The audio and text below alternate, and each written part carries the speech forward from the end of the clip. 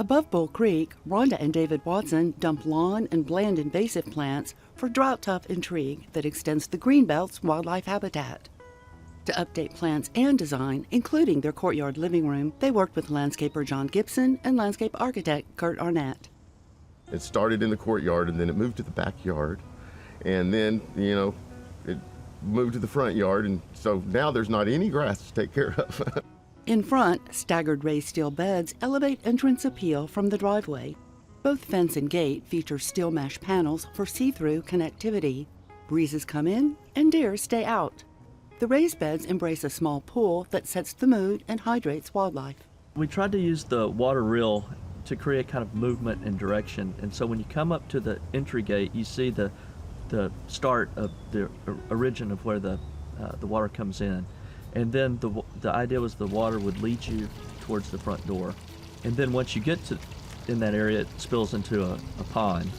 And then once you're there, you can look back and see kind of where you came from. The main reason was to create water noise. They also wanted to use it for the birds, for a bird bath. And so the birds get in that rill. Rhonda wanted it to be a certain width. I think we went 8 inches, so the birds could get in there. And then they can hear the water from inside also. And they have some koi in the pond that they can enjoy. A statuesque heron and lifelike alligator stand guard against fishing predators.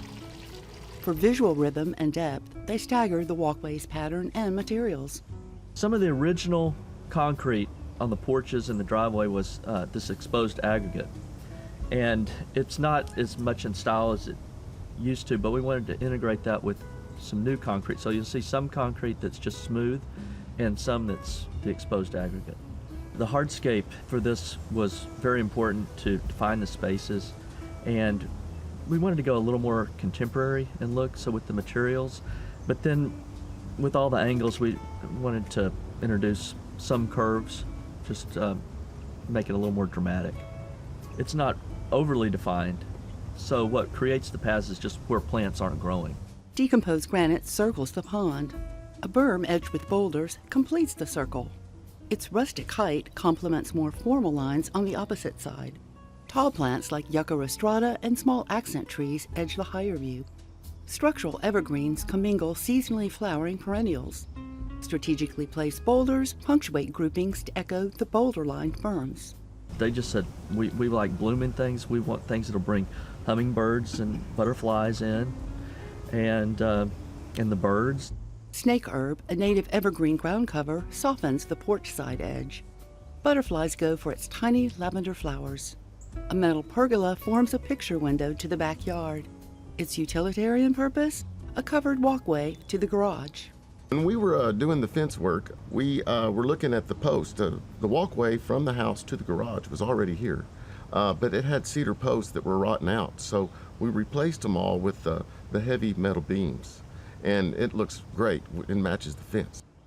In back, berms mulched with granite gravel host young plants chosen for diverse height, texture, and form.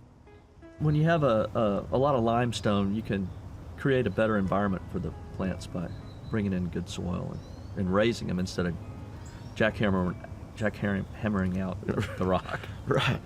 Plus, it gives the beds more definition, and makes them look sexier instead of just flat, and boring.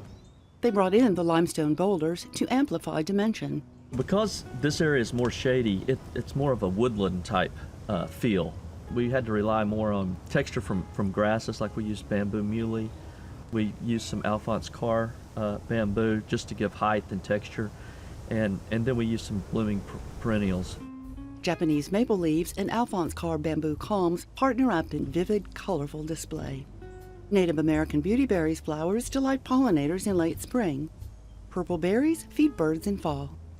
Seemingly casually arranged swaths actually break up the large space into trails of discovery. They also screen utility areas. We also used some berming for drainage here in the back to divert water to some surface drains we put in. And then that wall over there, they have people walking the trail going down to the park. And so they built that wall taller to add more privacy there. When they added a pool for the Watsons' grandkids, the metal screen fence and sparingly placed plants don't detract views to the Greenbelt and Bull Creek below. They spend a lot of time outside, you bet. In front, red yuccas and grasses meander along a driveway berm shaded by yopon hollies and great myrtles. Taking a cue from the Watson's home in South Texas, Curt blended a Texas-style melody of plants in its makeover. It was just a big, ugly St. Augustine lawn that they couldn't keep watered. John built up granite gravel berms against walking trails of decomposed granite that help disperse rainwater. Stately yucca rostradas and palms hover over sotals, yuccas, agaves, and prickly pear cactus. I would say it's more naturalistic, but it's a little more organized. And just how you group them and arrange them determines if it's more formal.